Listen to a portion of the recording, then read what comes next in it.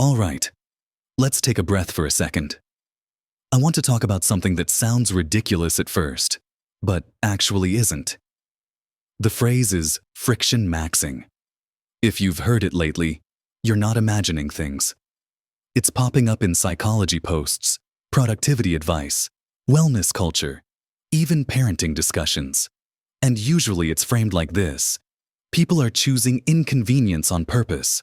Cold showers, no shortcuts, manual effort, doing things the hard way, which immediately raises a fair question. Why now? Why this moment in history? Because humans don't collectively decide to make life harder unless something else has quietly stopped working. The easy explanation: that doesn't quite work. Most explanations say this is about discipline, or resilience, or character building in a world that's gotten too comfortable. And look, that explanation isn't wrong. It's just incomplete. Because if this were just about toughness, we'd see it show up in one narrow corner of culture. Instead, it's everywhere. Which tells us something important. This isn't a philosophy. It's a reflex. When life works, but doesn't feel right. Here's something most people don't talk about. Life can function beautifully on paper and still feel off. Everything works. Everything is optimized. Everything is convenient. And yet, you feel oddly unmotivated. Timing feels strange. Effort doesn't seem to connect cleanly to outcomes. Nothing is wrong, but nothing feels trustworthy either. That's not laziness. That's not failure. That's a loss of coherence.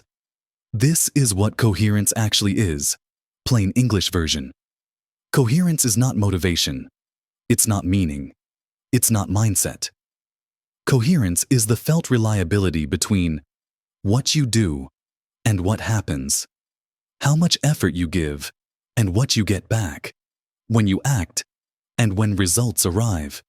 When coherence is present, you don't need to convince yourself to move. You just move.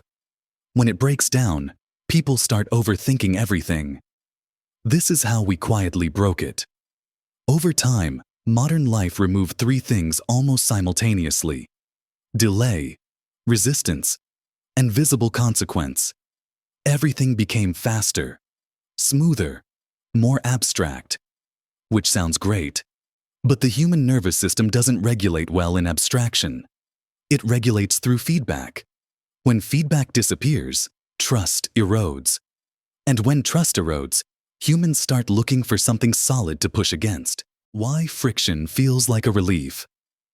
This is the part people get wrong.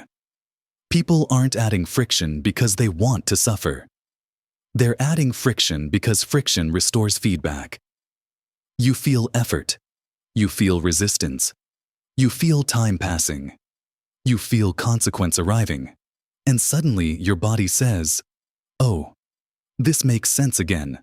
That's not self-help. That's regulation. Why this isn't really a choice. A lot of commentary treats friction maxing like a lifestyle decision. But most people didn't sit down and plan this. They just noticed that certain things made them feel more grounded. So they kept doing those things. That's a regulatory signal. In other words, a sign that something inside the system is rebalancing itself. Explanation comes later. Why psychology only half explains it. Psychology tends to explain behavior in terms of strategies, but this didn't start as a strategy.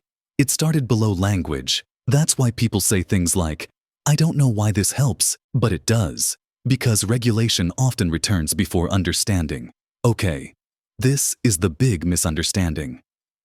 Despite the name, humans are not trying to maximize friction. They're restoring the minimum amount needed to feel sane, enough resistance to feel agency, enough delay to trust timing, enough consequence to feel real. Anything beyond that becomes performative, and performative hardship burns people out. Why this is showing up now? This matters because this didn't appear randomly. Life accelerated faster than humans could integrate. Optimization outpaced regulation. And when systems move too fast, corrections don't arrive as ideas. They arrive as behavior. What this moment is actually asking for Not discipline, not toughness, not suffering, but discernment. Where friction restores relationship, welcome it. Where friction becomes a badge of identity, let it go. The goal isn't to live a harder life.